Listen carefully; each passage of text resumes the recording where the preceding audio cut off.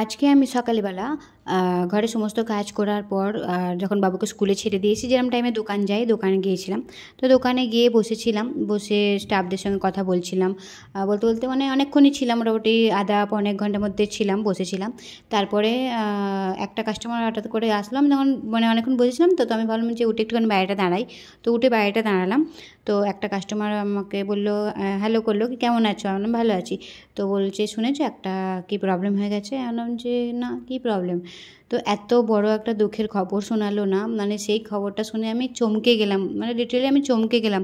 আমি ভাবতেও পারলাম না যে এটা কি করে সম্ভব। তো যাই হোক, সেইটাই তোমাদের সঙ্গে আজকে শেয়ার করব। তো তোমরা সবাই কেমন আছো? আশা করছি তোমরা সবাই খুব ভালো আছো, যে যেখানে আছো সুস্থ আছো, আমিও ভালো আছি। তো ওই যে মানে এইটাই তোমার সঙ্গে শেয়ার করব। তো আজকাল মানুষের মানে কোনো দাম নেই, কীরকম কখন যে কী সিচুয়েশনে কী হয়ে যাচ্ছে কেউ বলতে পারবে না। যেমন মানে কি বলবো, যে আজকে আমি হয়তো ওই কালেই ভালো কথা বলছি, তো আর কালকে ও ভালো কথা বলছে। তো কখন কার সঙ্গে কী হয়ে যাচ্ছে সেটা কিছু মানে কেউ বলতেই পারে না। আর যবে থেকে আমি মানে বলবো কি, আজ থেকে 15 বছর আগে, 16 বছর আগে যখন আমার মা মারা যায়, মানে সেই সময় থেকে আমার মনের মধ্যে একটা এমন ভয় কাজ করে না, যে আমি ওটা কাউকে বলে বোঝাতে পারি না। আমি যত ভাবি যে ওটাকে মন থেকে দূর করে দেবো, কিন্তু জানি না কেন আমার মানে মন থেকে জিনিসটা দূর হয় না। আমার মা মারা গেছে মানে 2007-এ, যখন আমি উচ্চ মাধ্যমিক দেবো, তখন আমার মা মারা গেছে। তো মা মানে আমিও ভাবতে পারিনি, মানে আমি বলবো না, আমার বাবা আমি দুজনেই ভাবতে পারিনি যে আমার মা হঠাৎ করে কী করে এরকমভাবে মায়ের এরকম আচানক এত বড় আমাদের ক্ষতিটা কী করে হয়ে গেল, আমার মা আমাদের ছেড়ে কী করে চলে গেল। তো আমরা সকালবেলা গেছিলাম, যেমন প্রত্যেক দিন মা ওঠে, ঘরে কাজ করে, আমি যেহেতু ছোটো তখন স্কুলে যাই, তো সেরকমভাবে আমাকে আমার মা কোনো কাজ করে মানে প্রেশার কোনো রকমভাবে দিতই না। ওই যেটা না করলে নয় হয়তো, এমনকি আমি আমার খাবার থালাটা অবধিও রেখে দিতাম, মা ধুয়ে দিত। এখন সেটা মনে হয় যে আমি অনেক বড় ভুল করেছি। আর যেহেতু মা কোনোদিন কোনো কিছু করতে দেয়নি, তো সেই জন্য হয়তো সেই মানে করার আদতটাই আমার ছিল না, মানে আমার মানে করার মতো একটা যেমন বলবো না, এটা থাকে কী বলে এটাকে বাংলাতে, যাই হোক আমার ওই আদতটাই ছিল না। যেন আমি হিন্দিতে বললাম, আদতটাই আমার ছিল না। তো যেমন প্রত্যেক দিন সকালবেলা মা ওঠে, ঘরে সমস্ত কাজ করে, কাজ করার পর আমাদের নাস্তা দেয় বানিয়ে, আমরা টিফিন করি সকালবেলা। আমি উঠে মোটামুটি 8:30 উঠতাম। আমি সকালে উঠতে পারতাম না, কারণ আমার আগাগোড়া একটা প্রবলেম আছে কি, যে আমি খুব সকালে উঠতে পারি না। আমি যখন উচ্চ মাধ্যমিক মাধ্যমিক পরীক্ষা দিয়েছি, তখনও আমি কোনোদিন সকালে উঠে পড়িনি। আমাকে যদি বলা হয় রাত্রি 2টো অবধি পড়তে, আমি পড়বো, কিন্তু যদি বলা হয় সকালবেলা 6টায় 5টায় উঠে পড়তে, তো আমার দ্বারাই হতো না। এখন বাধ্য হয়ে উঠতে হয়, এখন পরিস্থিতি ওঠা শিখিয়ে দিয়েছে, লাইফস্টাইল চেঞ্জ হয়ে গেছে, বুঝতে শিখেছি, অনেক কিছুই চেঞ্জ হয়ে গেছে। এখন আর মা নেই, বলার কেউ নেই, শুয়ে পড়, আমি আছি। নিজের সংসার, নিজের দায়িত্ব, আমার ওপর আরও 2টো লোক ডিপেন্ড রয়েছে, যে আমি যদি না উঠি, আমি যদি না সব করি, এই 2টো লোককে কে দেখবে, কে খেতে দেবে টাইমে, তাদের কে ধ্যান দেবে। তো যাই হোক, পরিস্থিতি সময় সবাইকে চেঞ্জ করে দেয়, সেটা প্রত্যেকটা মানুষের সঙ্গেই হয়, আমার সাথেও হয়েছে। তো যাই হোক, যেটা বলছিলাম আর কি, যে হ্যাঁ, আমার মা সকালবেলা মানে আমরা যেমন উঠি সকালবেলা, বাবা মা সবাই উঠে, যে উঠে মা নাস্তা করলো সবাইকে, আর বাবা কাজে বেরিয়ে গেল, আমি ঘরেই ছিলাম। তখন যেহেতু কালী পুজো চলছিল, তো আমার স্কুল ছুটি ছিল। তো সেই দিনটা ছিল ভাইফোঁটার দিন। তো মানে এমন একটা দিন যেটা আমার মানে যেটা কেউ কখনো ভুলতে পারবে না, এমন একটা দিনে আমার মা মারা গেছে। ভাইফোঁটার দিনটা মানে যেটা কখনো বলে বোঝানো যাবে না। তো যাই হোক, সেই দিনটা হঠাৎ করে কেমন কী করে কী হয়ে গেল কিছু বুঝতে পারলাম না।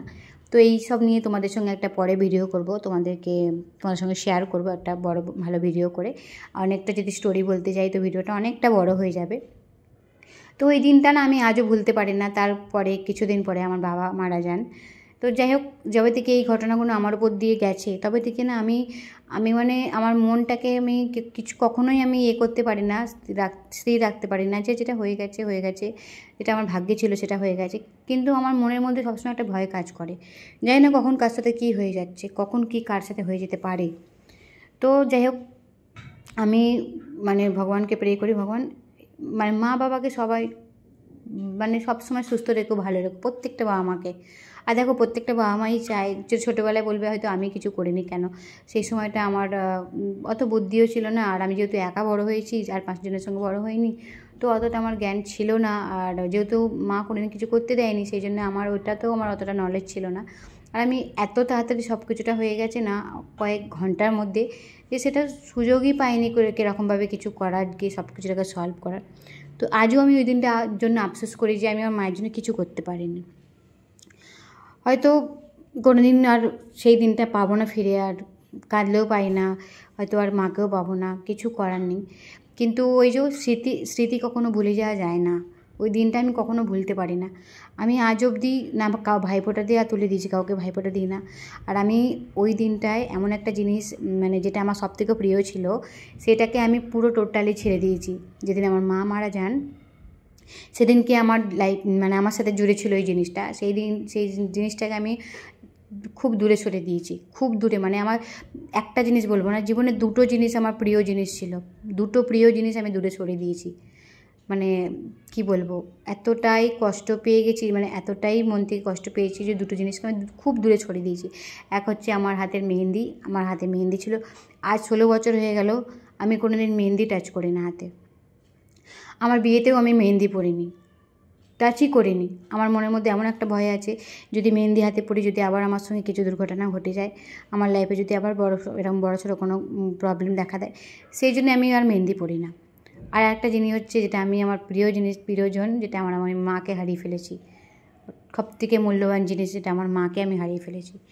তো আজও যখন আমি শুনতে পাই না যে কারোর মা কাউকে ছেড়ে চলে গেছে, তো আমার সেই দিনটাই ইয়াদ আসে। আমাকে সেই দিনটাই বারবার মনে করিয়ে দেয় যে ওই ছোটো ছোটো ছেলে মেয়েগুলো কী করে তার মাকে ছাড়া থাকবে। মানে আমাকে ওই দিনটা এখনও নাড়া দেয়। তো এই যে আজকে একটা যে চলে গেলেন যিনি, ওনারও খুব অল্প বয়স, তারা দুটো ছোটো ছোটো মেয়ে, 18-20 বছরের মেয়ে।